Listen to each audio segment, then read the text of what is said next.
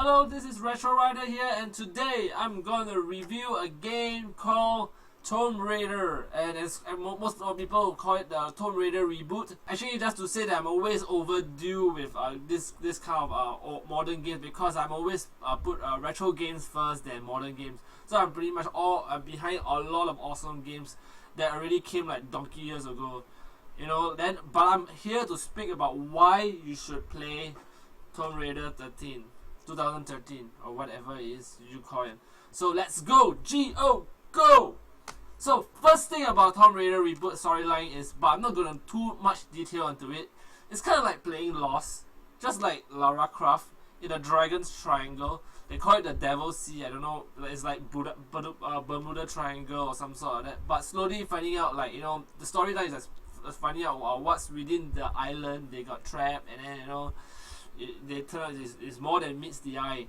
So basically it's a prequel to what's Tomb Raiders as we all know back in then, now with modern graphics, and I can tell you she's looked damn good. So here's my view towards the game after I played this game for I complete this game for 12 hours, but not taking every single thing. I can tell you this accumulates a lot of time that you need to go and really collect every single thing. But anyway, just want to say, first of all, Lara Croft itself, she looks stunningly beautiful, not like those polygon graphics like what you see in 1996 or 1995 with the big Angelina Jolie lips. Surprisingly, she looks, if you look at it right, she looks a bit like Ellie from Last of Us. If you look closely lah. So anyway, the creators really make her look really. The thing is that the creators really make her look very beat up. I don't know why. And then she groans and moans a lot. That's what she said.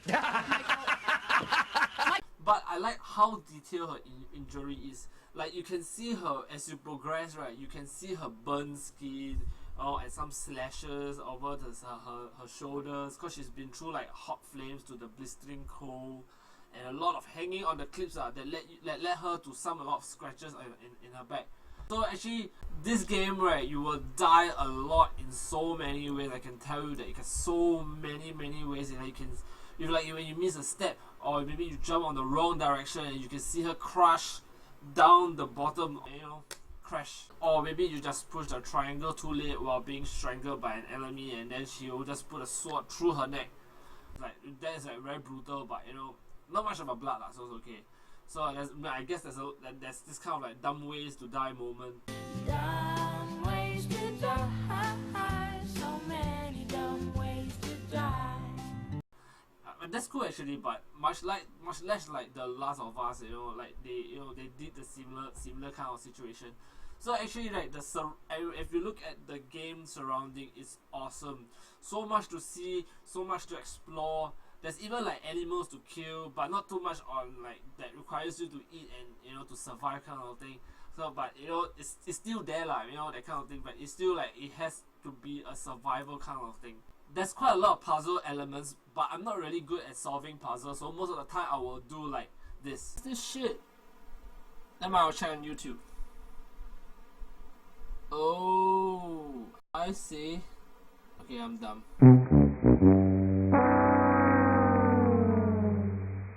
Using a bow and arrow never felt so cool. I use it more than a gun or a machine gun, because I think if you use the bow with an arrow to shoot on the guy's head, it's more satisfying, and also you can shoot on a crouch lah. But you can take several times to shoot.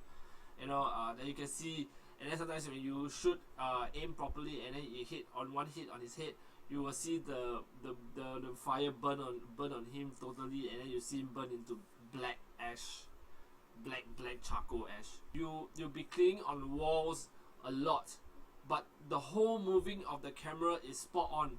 I never have to worry about I cannot see anything, which was blocked in my view. I can see where are we going, where I need to climb up, and all that kind of thing.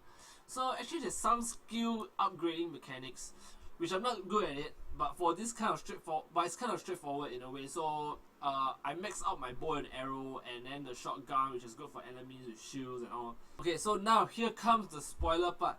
For those who haven't played this game, I encourage you to skip this part. This is all the part where I want to say some rants about. So first of all, was Lara too helpful?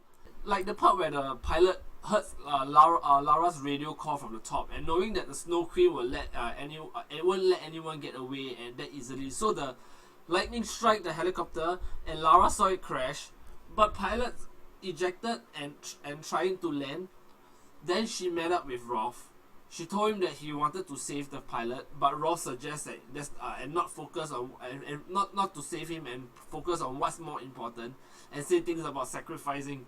But no, Lara just wanted to help. In the end, the pilot got killed by the Solari army. Too helpful, I guess. Let him die, you know? Secondly, I don't get how Rolf died in the game. Long story short, Rolf was saving Lara from being unconscious due to the helicopter crash, carrying her. Leader of the Solari and his brotherhood was trying to stop them. He used his handgun, shoot up all of them, suddenly out of ammo when it comes to the leader. Typical plot, I guess. The leader then throws an axe towards their direction. Rolf, as usual, being a mentor, and shields Lara from the axe and got hit in the back.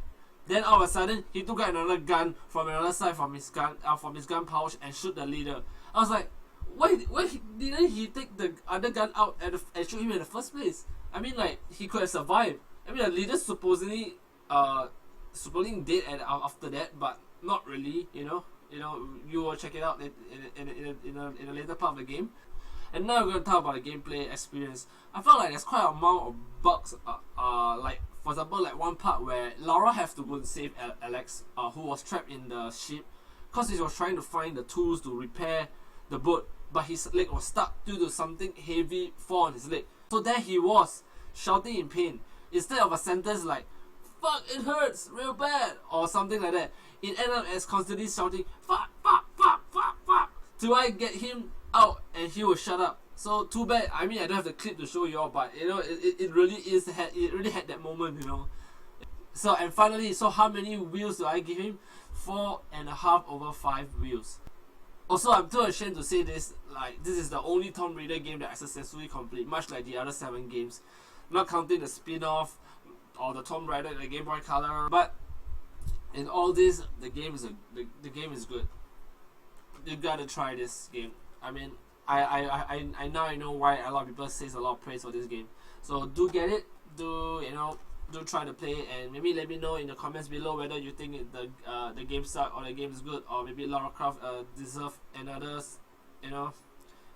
reboot of this game, which I think they already have another Rise of Tomb Raider, which I heard on the PS4. Let me know in the comments below. Until then, I'm gonna see you guys soon. Bye.